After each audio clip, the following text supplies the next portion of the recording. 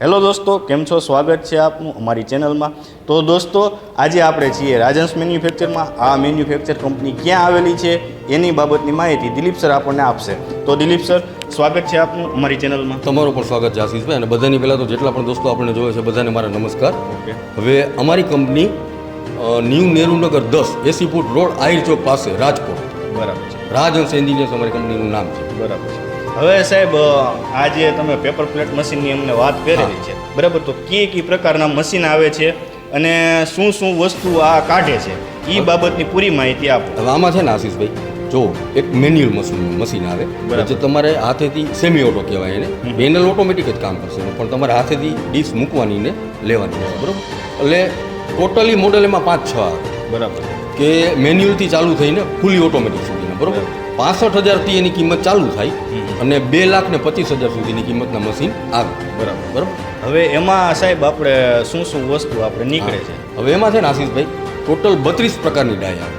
એમાં અલગ અલગ ડાય હોય, કોઈ રિંકલ ડાય આવે, કોઈ ડોનાની ડાય આવે, કોઈ અલગ પ્લેટો આવે, બારની થાળી આવે, કોઈ ડાયમંડ પ્લેટો આવે, બરાબર? એટલે જે કોઈ વસ્તુ એમાં કાઢવી એ નહીં, આ ઓલ ઇન વન મશીન છે। પહેલાં હું તમને આની જ માહિતી, બરાબર? આમાં ટોટલી જે રોલથી વસ્તુ ચાલતી હોય ને, એ રોલથી બધી વસ્તુ આમાં ઓટોમેટિક નીકળી શકે, બરાબર છે?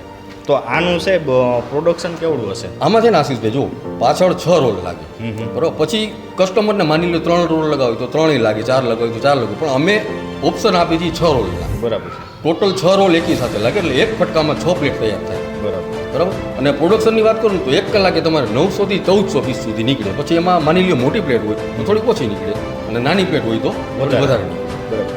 હવે આમાં કેટલી પ્રકારની ડીશું છે, વાટકા છે, કેટલા પ્રકારના નીકળે? કોઈ પણ ડાય ચડાવો ને, જેવી તમે ડાય ચડાવો ને એ પ્રકારનું કામ કરે મશીન, બરાબર? પછી ડોના ચડાવો તો ડોના નીકળે, બરાબર? અને રિંકલ પ્લેટ ચડાવો તો રિંકલ નીકળે, ડાયમંડ ચડાવો તો ડાયમંડ નીકળે। હવે તમે જે બીજા મશીનની વાત કરી કે અલગ અલગ બીજા પણ મશીન બનાવે, હવે એ મશીનમાં કઈ રીતે હોય છે? એમાં છે ને આશીષભાઈ, જો અમુક સેમી ઓટો આવે, અમુક ઓટોમેટિક આવે। ઓટોમેટિક એક મશીન એવું આવે જેની કિંમત 1,15,000 રૂપિયા, પણ એમાં છે ને ઓટોમેટિક રિંકલ ડાય ન થાય, બરાબર? એમાં ડોના ઓટોમેટિક નીકળે, પછી 12ની 13ની જે પ્લેટો આવે છે થાળી એ નીકળે, ડાયમંડ પ્લેટ નીકળે, પણ રિંકલ ડાય ઓટોમેટિક માટે તમારે આ ઓલ ઇન વન મશીન જ લેવું, બરાબર? એમાં પણ ટૂંકમાં બધી વસ્તુ એમાં પણ ચાલે, ખાલી રિંકલ ના, રિંકલ ડાય તમારે મેન્યુઅલી કરવી પડે, થઈ તો શકે પણ રોલથી કામ ન થાય, મેન્યુઅલી કરવી પડે। હવે આ રિંકલ ડાય મશીન છે ને, એની તમે પ્રાઇસ અને તમે માનો કે કોઈ અધર સ્ટેટમાં હોય છે, બરાબર? એ લોકોને પણ પરચેસ કરવું હોય તો એની પ્રોસિજર શું છે? હવે જો આશીષભાઈ, પહેલી વસ્તુ તો હું તમને કીધું કે અમારી જે પેપર પ્લેટ બનાવવાની કંપની છે ને, રાજકોટથી 16 કિલોમીટર દૂર જે કે ઇન્ડસ્ટ્રીયલ ઝોન પીપળાણામાં આવે, બરાબર? આ તો અત્યારે ખાલી અમે એક ડેમોનું પીસ જ રાખ્યું છે કે લોકોને ત્યાં છે જવાની જરૂર ન પડે, ડેમો અહીંયા જોઈ શકે, બરાબર? અહીંયા અમારી ઓફિસ છે નેહરુનગર 10માં, બરાબર? હવે માની લો કોઈને એમ કે ભાઈ અમારે કંપનીએ જઈને જોવું છે મશીન, જે 4-5 મોડેલ અલગ અલગ હોય, તો ત્યાં જઈને પણ વિઝિટ કરી શકે છે। નીચે જે નંબર આપેલો છે, નંબર ઉપરથી તમને લોકેશન મળી જશે, અને ત્યાં જવું હોય તો છૂટ છે। અને માની લો કોઈને વિડીયો કોલ કરીને જોવું હોય તોય વિડીયો કોલ કરીને પણ અમે મશીન ચાલુ કરીને બતાવીએ છીએ, બરાબર? હવે આ રિંકલ ડાય મશીનની પ્રાઇસ તમે જે કીધી, બરાબર છે?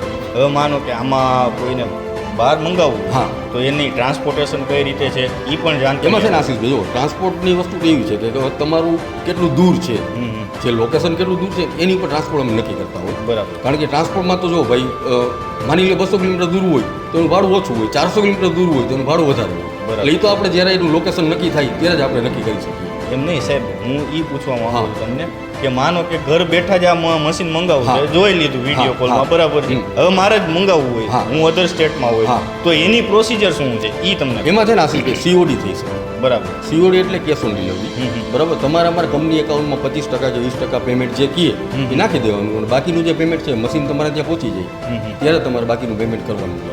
ઓકે, તો દોસ્તો, આપને આ પેપર પ્લેટ મશીન બાબતની માહિતી કેવી લાગી ને એ નીચે બધા જ કોમેન્ટ કરજો, લાઈક કરજો, શેર કરજો, અને દોસ્તો જે નીચે નંબર આપેલો છે ને એમાં તમને પૂરેપૂરી માહિતી પેપર પ્લેટ મશીન બાબતની મળી જશે। તો દોસ્તો, આ વિડીયો તમને કેવો લાગ્યો ને એ શેર જરૂર કરજો ને લાઈક પણ જરૂર કરજો। તો થેન્ક યુ દોસ્તો।